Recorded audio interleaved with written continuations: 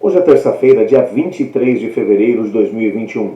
E o tema que vamos estudar dentro da nossa lição da Escola Sabatina será Messias Persa.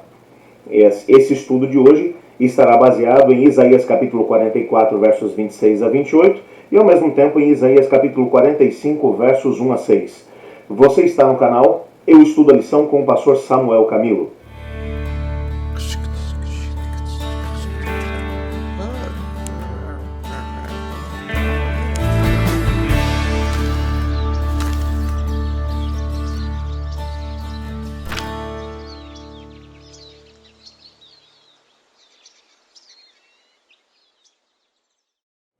Dentro do nosso texto, ou dos textos que servem como base para o nosso estudo de hoje, eu selecionei um texto, que é de Isaías capítulo 45, verso 1, que nos ajuda a compreender uma profecia fantástica feita por Isaías 149 anos, ou que aconteceu 149 anos depois da sua morte.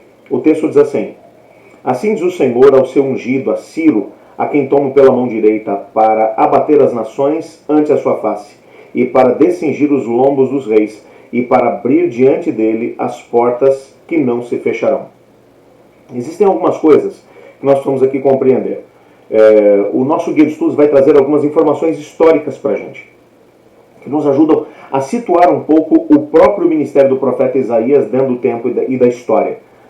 O nosso guia de estudos vai mencionar que o ministério de Isaías durou aproximadamente de 745 a.C. até 685 a.C.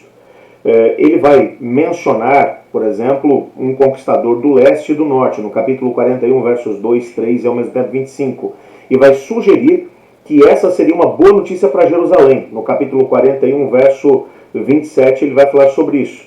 Então Isaías vai profetizar com precisão e nominalmente vai mencionar quem seria esse indivíduo que viria do leste e ao mesmo tempo do norte para poder tomar de Babilônia o poder.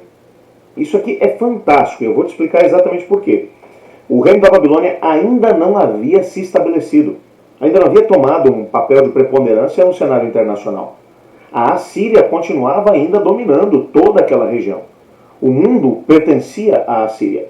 As grandes nações que haviam alternado entre si o poder, estou falando aqui especificamente do Egito, mas ao sul, ao mesmo tempo a própria Babilônia, no extremo norte, estavam sujeitados à Assíria.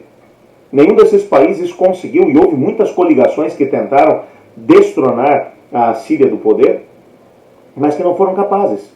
A Assíria, sem sombra de dúvida, havia tomado o poder. Agora, Deus não apenas vai mencionar que Babilônia, que subiria ao poder, que teria uma ascensão e ganharia, conquistaria todas as nações que estavam ali à volta. Não apenas a Babilônia passaria, mas que viria um poder do leste e do norte, que tomaria o poder da Babilônia, e que isso seria bom para Jerusalém. Por quê? Porque as profecias relacionadas à destruição de Jerusalém haviam sido feitas. De que Jerusalém seria conquistada, de que o cativeiro seria uma realidade para os moradores de Jerusalém e da Judéia. Enfim, a promessa de Deus era muito clara.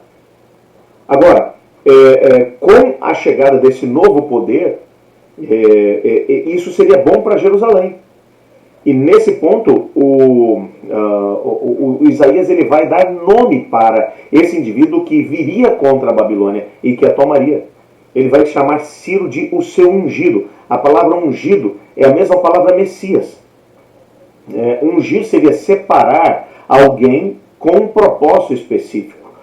O ungido, às vezes, dentro do contexto bíblico, você vai encontrar, por exemplo, os reis sendo chamados de reis ungidos, os sacerdotes, como também sacerdotes ungidos, e o próprio Messias, que seria o ungido, aquele que viria para poder trazer libertação para o seu povo, tanto do pecado como também das forças que dominariam ou que dominavam o seu próprio povo.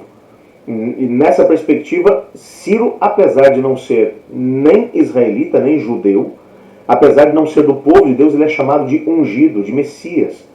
Por quê? Porque ele desempenharia um papel. Eu quero que você tente imaginar aqui a cena. Quando, no ano 539, ele, de maneira completamente contrária àquilo que eram as predições de todo o cenário político internacional, quando ele resolve marchar contra a Babilônia. O rei é ninguém menos do que Belsazar, e esse Belsazar ele é rei da Babilônia, um rei que não é minimamente respeitado pelos seus súditos. As pessoas realmente não o amam, ele vive para si mesmo, um indivíduo egocêntrico e que havia feito com que o reino enfraquecesse tremendamente. Nabucodonosor foi, sem sombra de dúvida, um dos grandes reis da Babilônia. Mas depois que ele morreu, aqueles que acabaram assumindo o poder depois dele, acabaram se tornando realmente muito, muito fracos. Até que chegou um ponto em que o rei Belsazar, que foi o último a desempenhar o poder, ele acabou se tornando realmente muito, muito frágil em termos políticos. A política internacional dele era muito ruim, a política dele com o povo. Mas mesmo assim, as perspectivas do mundo político da época mencionavam que Ciro jamais conseguiria entrar na cidade de Babilônia. Babilônia era uma cidade com muralhas espantosas. Nabucodonosor havia feito realmente um processo de segurança com a Babilônia, que era algo realmente tremendo. O rio Eufrates passava pelo meio da cidade.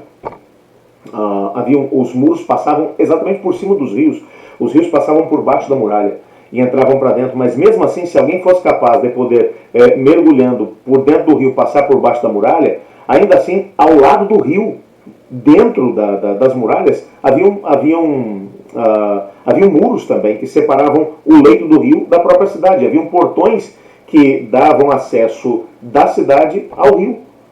Portanto, mesmo que fosse possível passar por baixo dos muros da cidade e entrar nos rios, ainda tinha os portões e os muros que estavam ao lado do rio Eufrates. Era basicamente impossível conseguir conquistar essa cidade.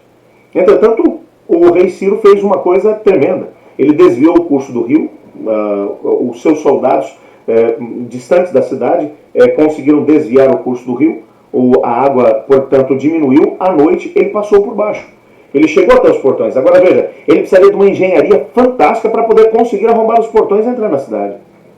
Mas os historiadores vão mencionar que o povo estava tão descontente com o governo de Belsazar, o povo da Babilônia, que eles abriram os portões e receberam Ciro de braços abertos. Ciro, portanto, não precisou guerrear para poder conquistar a cidade. A única pessoa que morreu naquela noite foi o próprio rei Belsazar, aliás, como o próprio Daniel havia predito que aconteceria. É interessante aquilo que vai acontecer. Portanto, quando a gente fala de 149 anos, não é desde a predição que o Isaías havia feito, não, é depois da morte de Isaías. Porque se você pegar do momento da predição, não sabemos exatamente em que ano foi que o Isaías fez essa predição, mas o fato é que com certeza mais de 150 anos antes do momento em que Ciro teria a possibilidade de poder conquistar a Babilônia, ele já estava sendo anunciado pela profecia.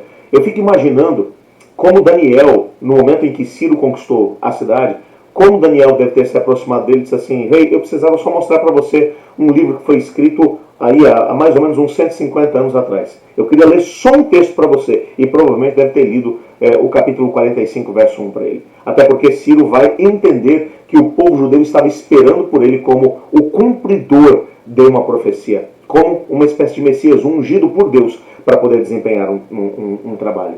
Quando nós olhamos para essa profecia, o que fica muito claro é que nada pega a Deus de surpresa. Nada é capaz de apanhá-lo de surpresa. Não existe uma situação tão complexa que possa fazer com que Deus seja apanhado e diga: eu não esperava que isso fosse acontecer. Mas ele se prepara. E mesmo indivíduos, Ciro, até onde se sabe, ele nunca foi um seguidor do Deus de Israel.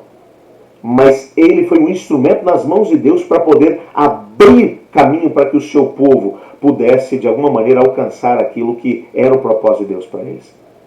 Quando eu olho para isso, eu percebo um Deus que dirige a história do mundo, e dirige a história das nações, mas dirige também a história do seu povo. E ele é capaz de usar qualquer situação para poder abençoar o seu povo. E é exatamente a esse Deus que eu gostaria de desafiá-lo a orar comigo agora, pedindo a Deus para que Deus possa dirigir todos os acontecimentos à nossa volta, para que aquilo que é a vontade de Deus para a nossa vida possa ser uma realidade. Ore comigo. Muito obrigado, Senhor, porque em Tua palavra descobrimos que o Senhor dirige os tempos e a história, anunciando a conquista do rei Ciro da Babilônia, 149 anos depois do ministério de Isaías ter terminado. Colocamos, Pai, em Tuas mãos nossa história, pedindo que o Senhor nos ajude, para que tenhamos a possibilidade de ver também grandes coisas acontecerem na nossa história, ainda nesse dia. Pois é em nome de Jesus que oramos. Amém. Eu estudo a lição. E você?